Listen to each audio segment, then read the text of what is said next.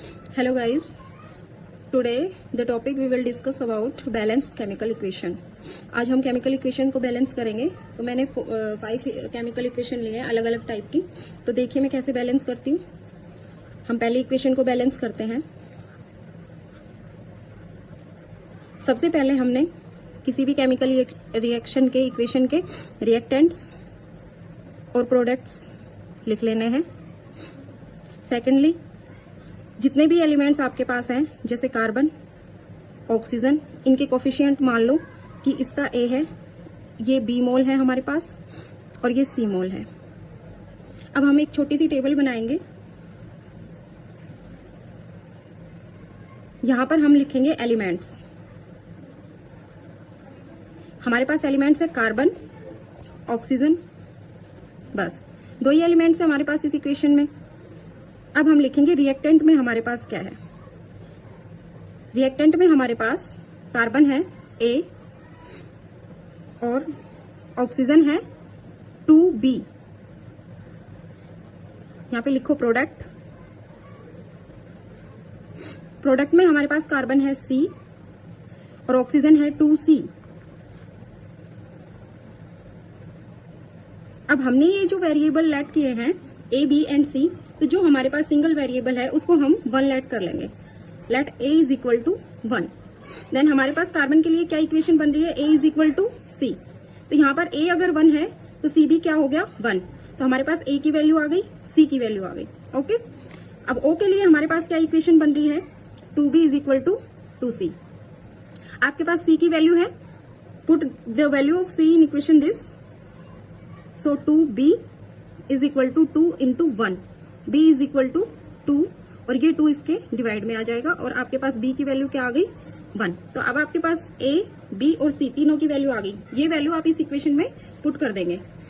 तो देखिए क्या आता है हमारे पास 1C प्लस 1O2 और C भी हमारे पास 1 है, CO2।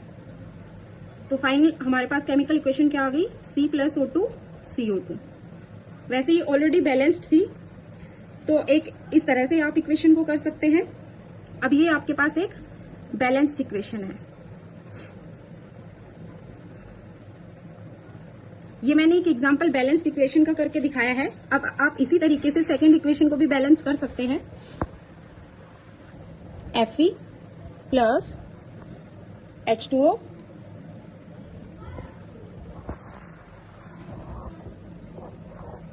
Fe3O4 plus H2। अब यहां पर भी हम कोफिशिएंट लेट कर लेंगे, A Fe, B H2O, C Fe3O4 plus D H2। देखिए इस इक्वेशन में और इस इक्वेशन में क्या फर्क है। इस वाली इक्वेशन में हमारे पास रिएक्टेंट में 2 थे और प्रोडक्ट में 1 था, लेकिन इस इक्वेशन में रिएक्टेंट में भी 2 हैं और प्रोडक्ट में भी 2 हैं। तो आप क्या करेंगे, अब यहां पर भी सेम टेबल बनी है एलिमेंट की। एलिमेंट आपके पास क्या क्या है, Fe, H और O। रिएक्टेंट में Fe कितना है A, हाइड्रोजन कितना है 2B और ऑक्सीजन कितना है B। प्रोडक्ट में इन एलिमेंट्स को लिखिए। प्रोडक्ट में आपके पास आयरन है, Fe है वो 3C है और हाइड्रोजन कितना है 2D और जो है ऑक्सीजन है वो है 4C। तो इस तरीके से आपने टेबल बना लेनी है। सेम प्रोसीजर सभी इक्वेशन, अगर आप ये प्रोसीजर किसी भी इक्वेशन पर अप्लाई करते हैं तो आप किसी भी इक्वेशन को, केमिकल इक्वेशन को बैलेंस कर सकते हैं। अब आपके पास Fe के लिए क्या इक्वेशन है, A is equal to 3C। मैंने पहले इक्वेशन में बताया था कि जो सिंगल वेरिएबल है हम उसको 1 लेट कर लेंगे। तो let A is equal to 1। तो एक वैल्यू आपके पास ये है, आप यहाँ पर पुट करेंगे 3C इज इक्वल टू 1, तो इज इक्वल टू 1, तो C इज इक्वल टू 1/3। एक वैल्यू आपके पास ये आ गई, A की आ गई, C की आ गई। H के लिए आपके पास क्या इक्वेशन है, 2B is equal to 2D। अब पहले इस इक्वेशन को सोल्व कीजिए। B is equal to 4C, B is equal to 4C। तो C की वैल्यू आपके पास 1/3 है, तो B इज इक्वल टू 4/3। आपके पास 3 वैल्यूज आ गई। अब आपको किसकी चाहिए, D की वैल्यू चाहिए। तो B की क्या है, 2 into 4/3 is equal to 2D। 4 2 जा 8/3 इज इक्वल टू 2D। 2 4 जा 8, D की वैल्यू आ गई 4/3। अब आपके पास सारी वैल्यूज आ गई, A, B, C and D. Put these values in this equation. A is 1, then Fe, B is 4/3, C is 1/3 और D is 4/3 H2. अब देखिए ये इक्वेशन बैलेंस तो हो गई है, पर इसमें ये जो डिवाइड का जो सिस्टम है इससे बच्चे बहुत कंफ्यूज हो जाते हैं। तो इसको रिमूव करने के लिए आपके पास डिनोमिनेटर में क्या है 3 है, तो हम इसको रिमूव करने के लिए क्या करेंगे, इस पूरी इक्वेशन को 3 से मल्टीप्लाई कर देंगे, मल्टीप्लाई बाय 3, देन 3Fe, इसका 3 इस 3 से कट हो जाएगा, 4H2O बच जाएगा, ये 3 भी कट हो जाएगा, Fe3O4 बच जाएगा और ये 3 भी कट होके 4H2 बच जाएगा। And this is the balanced chemical equation. अब हमारे पास जो ये इक्वेशन है ये बैलेंस्ड है। कैसे चेक करेंगे, देखो 3Fe 8 हाइड्रोजन इक्वेशन है, वो है CuO plus NH3 Cu plus N2 plus H2O। तो वही करेंगे हम, सबसे पहले कोफिशिएंट ऐड कर लेंगे, Cu, DN2 एंड E।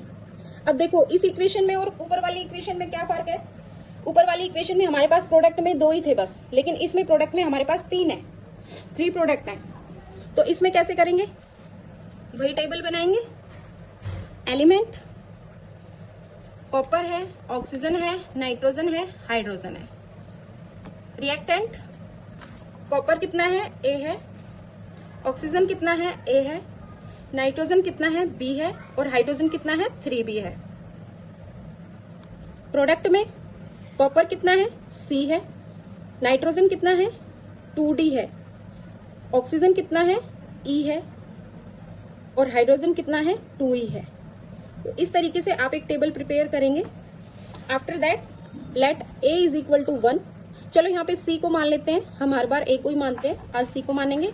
जब C 1 है तो A भी 1 और ये इक्वेशन क्या बन रही है, A is equal to E, तो E भी 1। अब 3B is equal to 2E, 3B is equal to 2E, E 1 है तो B इज इक्वल टू 2/3। आपके पास 4 वैल्यूज आ चुकी हैं, सिर्फ D की वैल्यू रह गई है, तो D किसके इक्वल है, 2D is equal to B। यहां से B कितना है, 2/3, तो D इज इक्वल टू 2/3 और ये 2 आके यहाँ पे डिवाइड में, और आपके पास D की वैल्यू 1/3। तो आपके पास सारी वैल्यूज आ गई हैं, 1 2 3 4 5 वैल्यूज आ गई। अब इन वैल्यूज को आप इसमें पुट कर सकते हैं, देखते हैं पुट करके। A की वैल्यू है 1, सो 1 CuO प्लस B की वैल्यू है 2/3 NH3, 2/3 NH3 प्लस C1 है CCU, CCU, D है हमारा 1/3 N2 प्लस E है 1, तो 1H2। अब देखिए यहाँ भी ये डिवाइड की फॉर्म में आ रहा है, 2/3 1/3। तो इस प्रॉब्लम को सॉल्व करने के लिए इसको 3 से डिवाइड कर देंगे, सॉरी मल्टीप्लाई कर देंगे, multiply by 3। So final equation क्या आ गई, 3CuO 2NH3,